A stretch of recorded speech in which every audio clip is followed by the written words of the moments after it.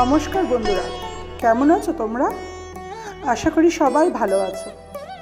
আজকে তোমাদেরকে গীতার মুখবন্ধ পড়ে শোনাব।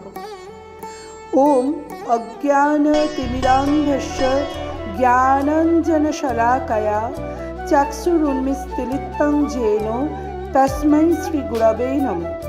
শ্রীচৈতন্যমনঃভীষ্টং স্থাপিतं येन ভূতলে স্বয়ং রূপ কদা মধ্যং দদাতি স্বপদান্তিকম।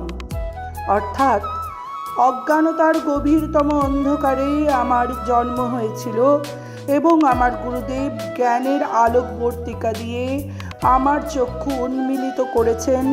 তাকে আমার সশ্রদ্ধ প্রণতি নিবেদন করি।